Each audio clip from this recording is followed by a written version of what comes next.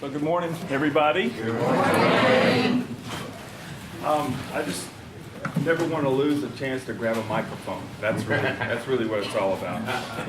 But seriously, I yesterday talked to several people about what it is they thought. Good morning. Good morning. I was just in.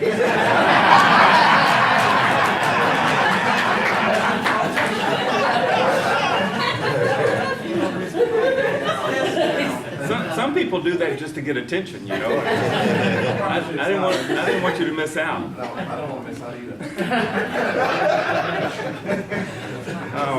either. Anyway, so I talked to several people about what it is they thought might be interesting for me to comment on, and I talked to Gabe, and I talked to Mike, and I talked to Jill, and I talked to Rich, and I talked to Little John Rocket. Little John Rocket. This is John Rocket. I know him as Little John Rocket, but and they said, you know, what I should probably talk about is growth, culture, going around the world, branding, and skills needed for an agile company. So on the growth side, I'll tell you, and you probably have heard a lot of this before, is that Stephen, are you picking? Should I use this microphone or? Oh, no, sir, I've got a mic on you in front of you. But it's okay. Yes, sir. I want to, anyway, as far as growth, I think one of the metrics that I kind of look at and I'm amazed at is something that John Rocket told me. And he said that he was talking to Tracy, and in 2008 we had 46 companies, and today we have 116. So that's staggering to me. It's hard for me to take in. I'm still, in many respects, in the mom and pop role. You know, this is something that we're talking about. How do you scale a company that has been really started from zero to adding one executive after another to the point where you've got all these people. And I think at the home office, and correct me on this, but you know, when I kind of last, in my memory, checked in, we had 11 people. We'd all kind of sit around. We had a few county managers, a couple of regionals, and some administrative assistants, and we all fit nicely in that little cubby area right there at the front office, front desk.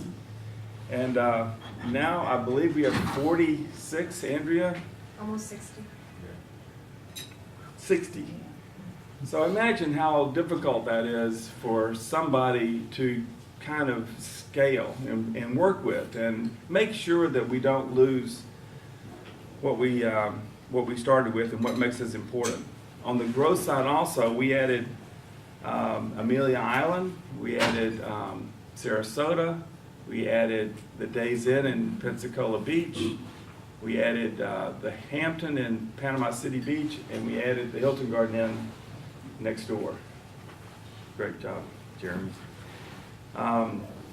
In the next 18 months, we're going to add another hotel in Sarasota, a hotel in Fort Lauderdale, another hotel in Panama City Beach, and another hotel in Gulfport, Mississippi.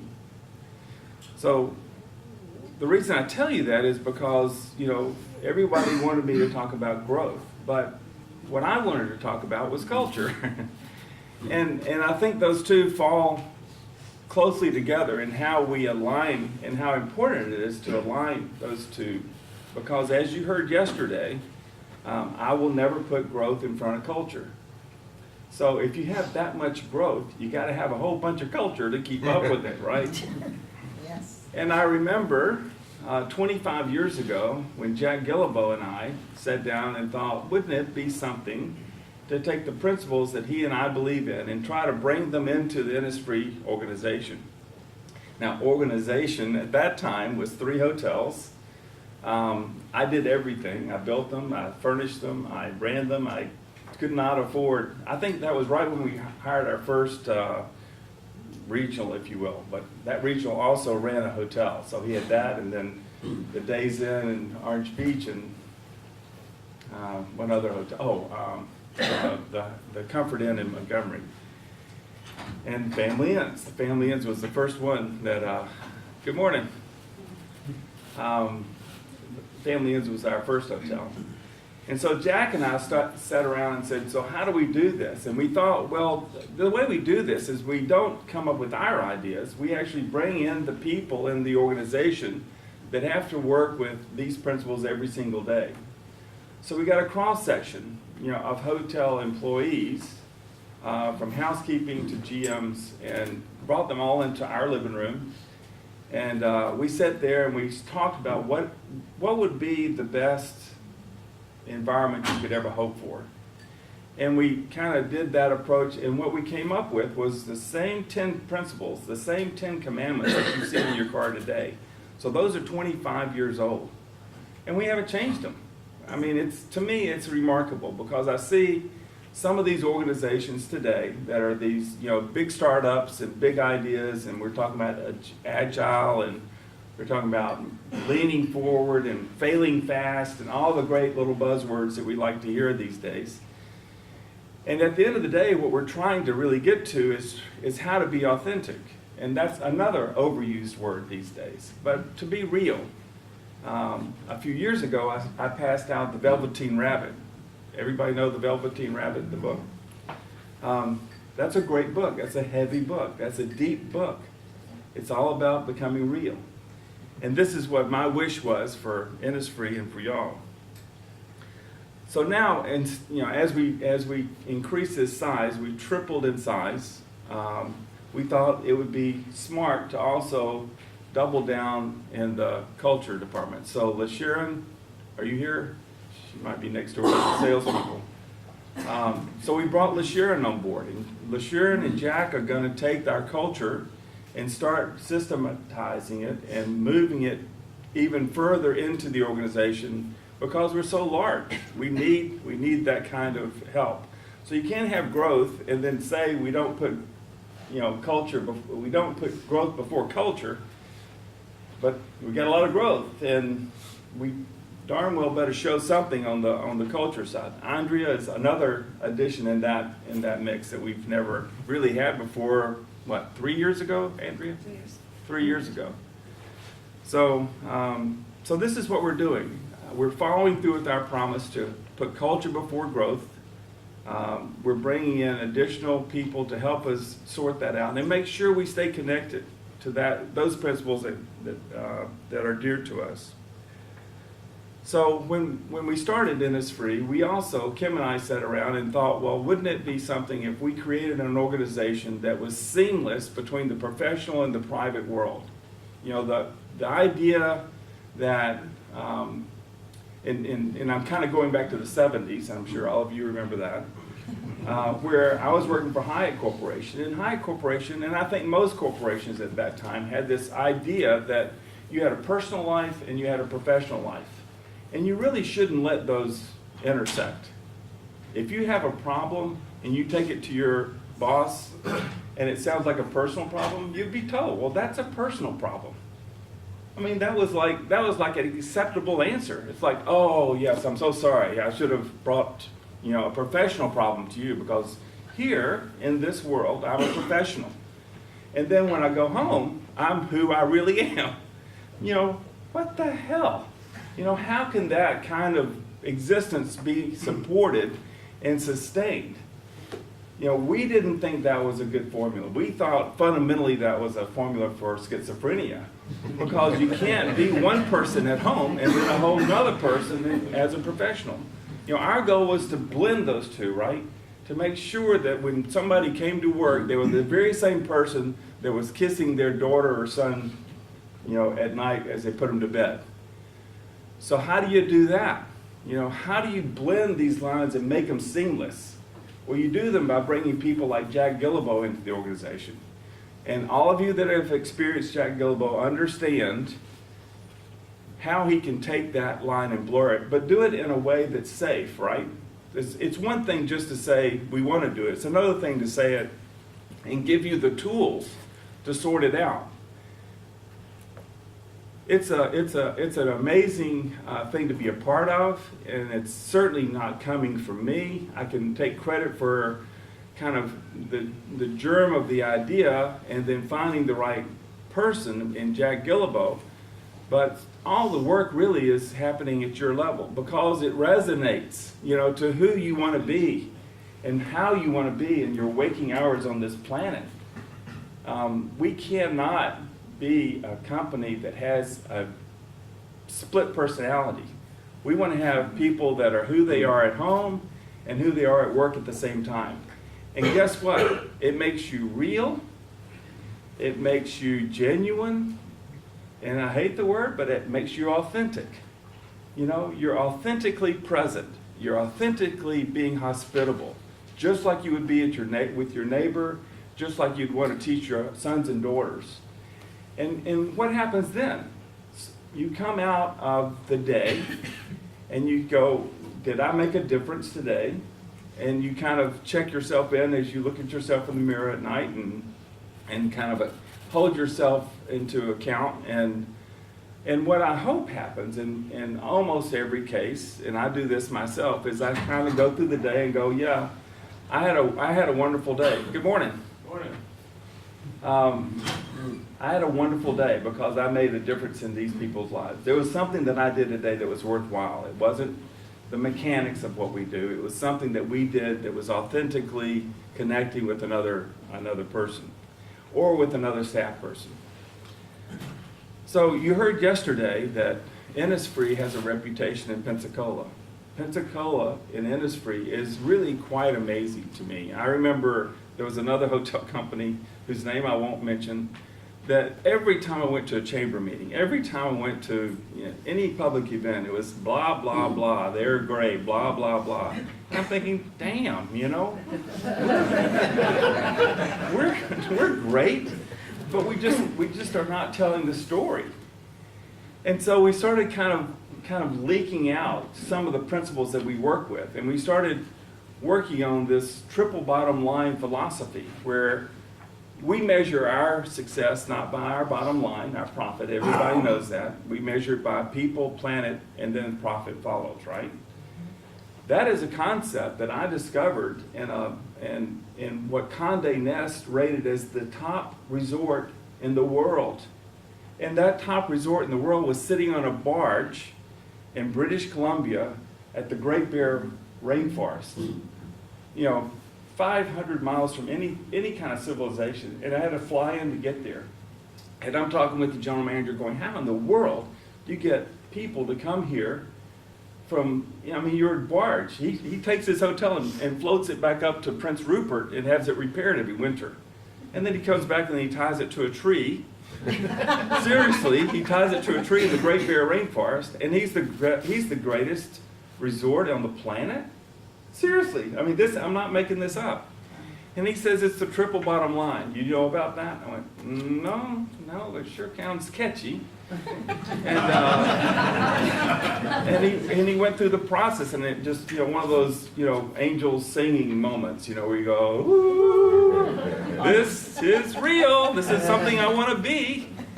And so we started adopting that. It turns out it's not new. It's a UNESCO-based initiative. It's a worldwide initiative looking at corporations and how they can be sustainable, how they can be good corporate citizens.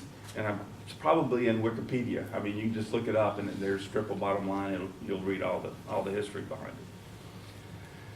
So, what I like to, and I often say this when I'm just kind of trying to describe what Innisfree is. I describe our culture as a culture of care.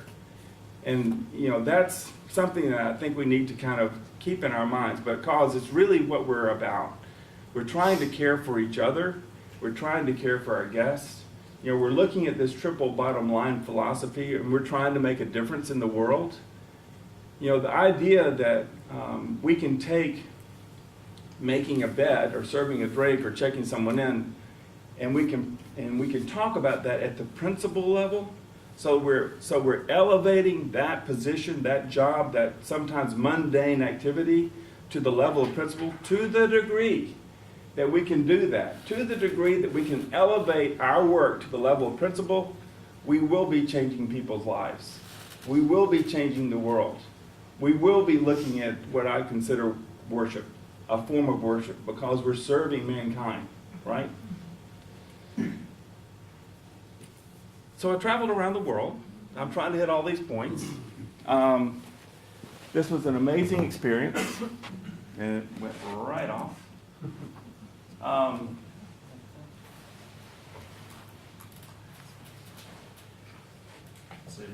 You're saving the planet, it said.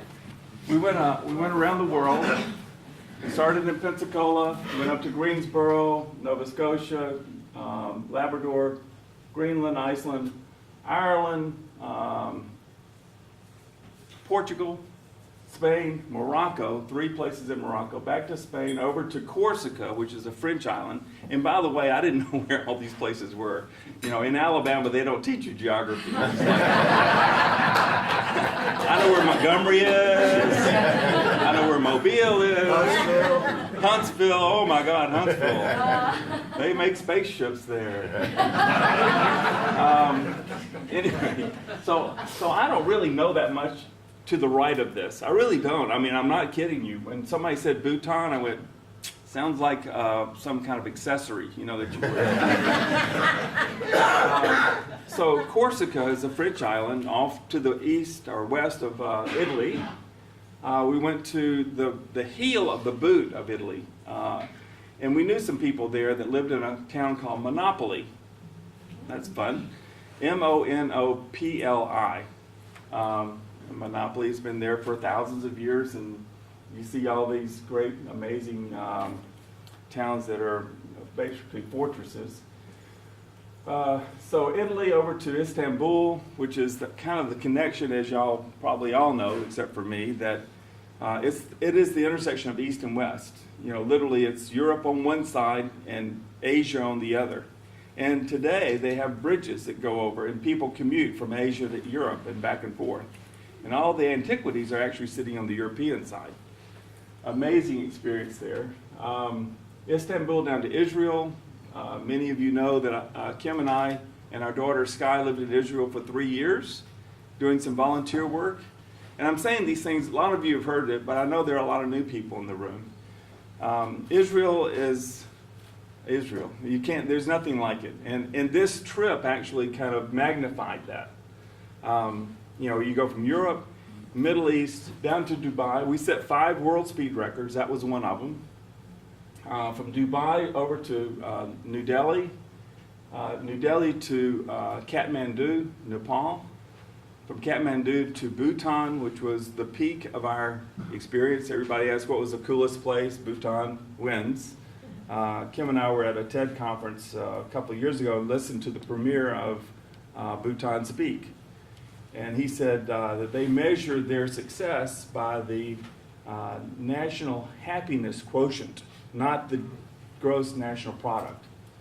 So interesting, eh? I mean, it kind of resonates back, eh, to Innisfree and how we are looking at ourselves. So we were very keen to go and see if that was a tourist promotion kind of thing, or whether it really held together. And it holds together. It's really how they live. Now, keep in mind they're all Buddhists, so they're already kind of, cool. But they live their religion, you know. And it's funny.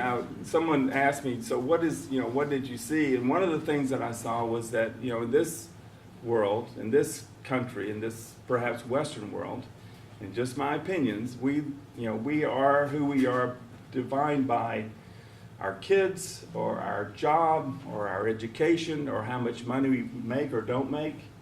Over there, and then of course we're a Presbyterian or some religious affiliation. There it's just the opposite. They are a religion, and then they do what they do to get through. I'm not diminishing either, right? I'm saying that they have a different prioritization of how they spend their waking hours. So they're super religious, and it comes in all forms and sizes. Where was that? Oh, Bhutan. So Bhutan down to Thailand, Cambodia, Vietnam, and then down to Bali through Indonesia, and then we started back. Actually, this is the halfway point, believe it or not. So you can look at your software and say, should I go left or right to get home? And turns out it's about the same. So that's the halfway point right here. And then there it was kind of like, let's just go home. And we weren't, we had some obligations in Japan because we were flying a Honda jet that Honda just made. They've never made airplanes before. So the inventor of the Honda jet wanted to show off, and so I was on like the equivalent of the morning show with a personality guy sitting in the airplane going, "What do you think?" And his interpreter would say, "He said, what do you think?" And I would say something and she would interpret it back, and he would be all excited and hilarious. And then there was a point in there where I was supposed to ask him a question that he didn't know he was going to be asked. So like the producer's going, "So at the end, ask him when he's going to buy one of these." So I did that, and apparently they had already queued him up too. "Oh, I'll buy yours," when you're tired of it, or something clever. Anyway, Taiwan, Japan, Russia, and then Alaska. So that was the trip. It was amazing, great insights. I'm still trying to take it all in. And part of the reason we did this was not only to kind of go out and see all these different cultures, but also to kind of look at different hotel operations, right? We stayed in really nice hotels. We ate really nice food. And we saw great service, right, around the world. And my goal is to bring some of that back, the good pieces back and the bad pieces, warn us about. But I can tell you, having gone around the world, it's nice to be able to say that, I didn't find another company as strong and as committed to their principles as Innisfree. It was an amazing thing. There is another chain. It's a 6-star hotel chain. It's called Jumeirah Hotels. They're out of London. They had probably more hotels in Dubai than anyone. And Dubai, by the way, is off the charts. People say it's Las Vegas on steroids. I say it's the Jetsons. You expect a car to be going through the air. It's just that far off the scale. Everything, anything, always the best, highest class experience you could ever imagine. And so I wanted to make sure you heard that, because, I think in many cases we kind of see ourselves as kind of being a minor player. We're here struggling in Pensacola, Florida. We're not in New York or any of the major cities. What I find is that, this is where the real work happens. This is where the real changes happen. The fact that we're geographically located in an area that is generally considered conservative and kind of stuck in its ways, we're looking at things in a very new light. There was not a single concept that I heard from all these hotels around the world that I felt was kind of cutting edge, something that was something I hadn't thought of, or we hadn't thought of, or collectively we didn't think of. I want to quote a great philosopher, Desmond. He says, he said something yesterday that really, really resonated. He said, and excuse me, I'll get the right words from you later. Oh, this is actually me. He said, "We don't care how much you know, we need to know how much you care." Brilliant. I mean, what a great kind of collection of everything that we know and do and strive for. So thank you for that. I can't take credit for that. That was John Maxwell. It's said a little bit differently, but There yeah, you go. that's one of my favorite. I'll get the right words from you later, but Okay. it's a beautiful thing, and I wrote that down, and I'm going to use it for a long time probably. So I just wanted to tell you that we're going to be profitable. We're going to be profitable in all the metrics that we use, both in all the triple bottom line: the people, the planet, and the profit. We're going to be sustainable. This idea of growth, if you look at it from a business standpoint, what kills a lot of companies is not the startup, which almost all companies start with less capital than they need, but it's actually the scaling. And I will assure you, we are in better financial state, even though we're, you're seeing this great growth, we're in better financial state, in a better financial state than we ever have been. I can tell you that unequivocally. And these principles, that Jack started out with at the very beginning of Innisfree are still as strong today as they were 30 years ago when we started the company. And then I wanted to tell you this too, because someone spoke to me and said, look, governance, Julian, is going to be a big deal. People hear about this being a legacy company, and what does that mean? Innisfree is a legacy company because Kim and I have decided not to sell it. Most people in my position monetize, their work. They get a pile of money and then they form a foundation, and that's not the direction Kim and I wanted to take this company. We feel like there's more power in this room with all of our staff and employees, with 2,000 plus employees. We can make a difference with our people, much greater than we can with our money. And so we're not selling Innisfree. We're going to take Innisfree and move it into a different governance model. I will probably be finding my replacement in the next 5 to 10 years. I actually am going to pass away one day. I can't believe it. But I'm shockingly old. That's the other piece that y'all can't, maybe none of you can. I think without Jack's presence, I'd be the oldest person in the room. Don't forget it.